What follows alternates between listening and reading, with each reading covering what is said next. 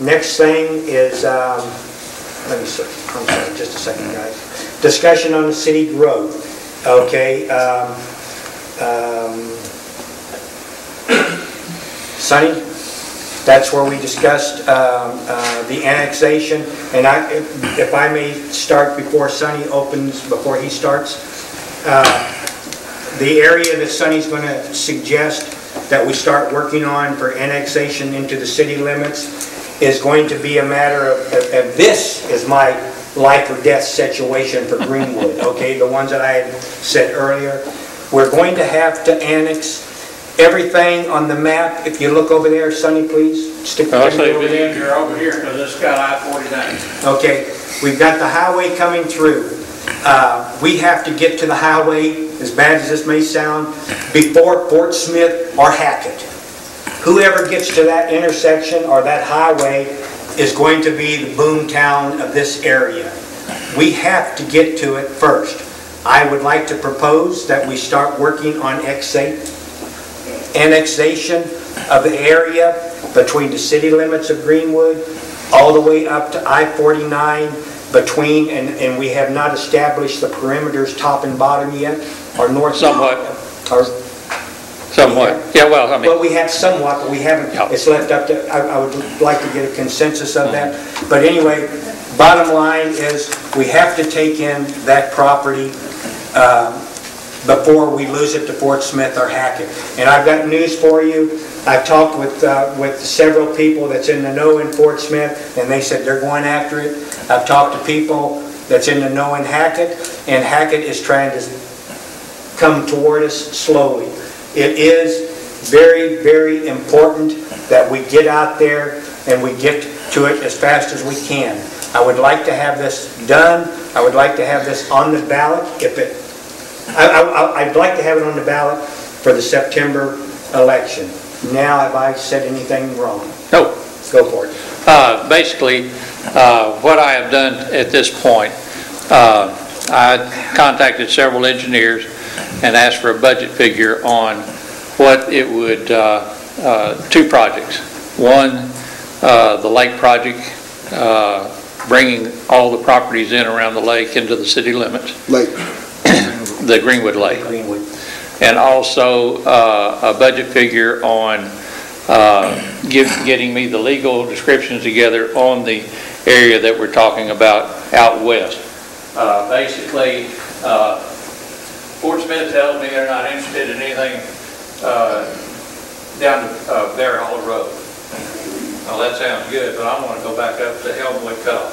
There you go. South, you know, we've looked at 10, but what we really need to do is drop down, and it's easier to do this by sections because of the engineering. You wouldn't have to go by plats. You could just go by sections. So basically, from the city limits at Highway 10 and 71, down one section and across. Now, would that include the two exits that they promised to give us? Yes, that would give, we would have the exit there and the one that they're talking about at the Bear Hollow Road. Thank you. Also, it would take in the area around the Excelsior area. So that's where we're at.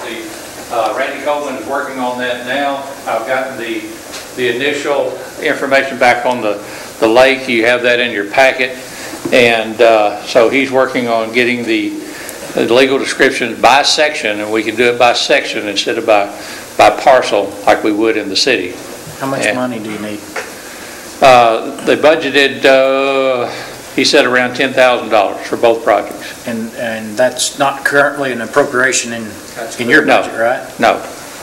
And when you say for both projects, you're talking about I know the lake project. The second project would be the entirety of the area that you just described out to I-49? Yes. And then up to Bear Hollow, up to Elmwood. The lake project is a smaller project because we had most of the information. We had the plats that the city owned, and so all they had to do, and they're still working on it. There's some, you know, some of those properties go back some time, and so they're having to research a lot of that, or several of those parcels with the county.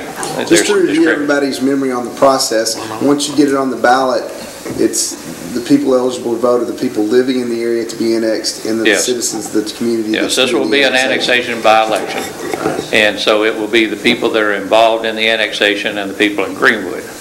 Now, there are several things that can happen, you know, if we vote for them to come in, then they can, Mike can tell you more about it, they could contest it, but, and if we went in at the same time Hackett did, then it would come down between Greenwood and Hackett, and there's several scenarios that it could happen. But the main thing we need to do is to get the legals, get it on the ballot for the September. Do you have a resolution for the appropriation? Not yet. Well, if you prepare the resolution for the appropriation and it can be found in the budget, I am definitely for it. And I'll definitely vote to pass it on to the citizens in the election. Just for a, well, it's just, I'm sorry, go ahead. oh, I said, well, just when you say by section, will that cover on both sides of 71? So, I mean, will it include the Jenny Lind area when you say section, or is it just going to be like west of 71? Yes, it will. Okay. Is there any value in breaking it off in portions, or is it smarter just to try to, do you have any thoughts on that? I think cost to the city, it would be best to do it in one fell swoop. And either it passes or it doesn't? Yeah. Okay. It's, you know, but it's something that the city has to consider because, you know, we have to provide fire service and police service immediately, pretty much, and then as we grow out there, you know, we're going to have to start looking at fire stations, sewer plants, water plants, and things like that. But you take I-40 away from Alma, and they would be a ghost town. Yes, sir. Mike, legally, is that something as a city we can campaign for or against, or is that something that we have to be unbiased on? Can you go out and... No, that's just the same thing as if you try to pass a tax. Well, you go out there and publish it. Yeah, that's similar to the tax that they're trying to pass in Fort Smith. When you're trying to find money in the budget for the special election and getting all the paperwork together, find some money for some media. I thought it was we have money in the budget for special election. If you need it, I mean, when you're looking for money, I think another part of this, another component of this needs to be, you need to be able to go to these communities, and you need to be able to do some PR, and you need to be able to try to, you know, explain to people why we're I think the majority of the people in Greenwood know what's I know the going on. Greenwood does, but I'm talking about Excelsior, Jenny Lind. You know, these are areas where you need to be going and trying to say, hey, look, this is not such a bad thing. We're a good community, and we're good. Well, most of them know that they, you know, that they're either going to be a Fort Smith one day, or a Greenwood, or a Hackett. And I'm just saying that there might be a good idea to have some money budgeted for. Well, and I think we ought to have public meetings and things like that. to use money to advertise for tax. Use public money to advertise for tax, that you had to go out and have because when we passed the sales tax increase for the fire, the streets, and the parks, we went out as a group and we solicited money. Of course, we passed the hat in the fire department and the parks department. We collected money, and then we went out as our own entity and we advertised for that tax, because we were under the assumption it was illegal to spend public dollars. Yeah, I'll take a look at that, and when I was answering his question, I was thinking more in terms of, you know, going out and individually campaigning more so than diverting public funds. But I think you're probably right, but I will have you an answer to that sometime tomorrow. Okay, but because I think Dr. Johnson was getting My at the idea point where you were was- wanting to budget some money to go out and advertise for Yes, and that's what I'm asking. And if I that's was thinking if that's that was- legal or not. Yeah. And it may be a different issue for annexation than for taxation, because to me that's a different. We raised about, when we went to ask for the 3/4% sales tax for parks, fire,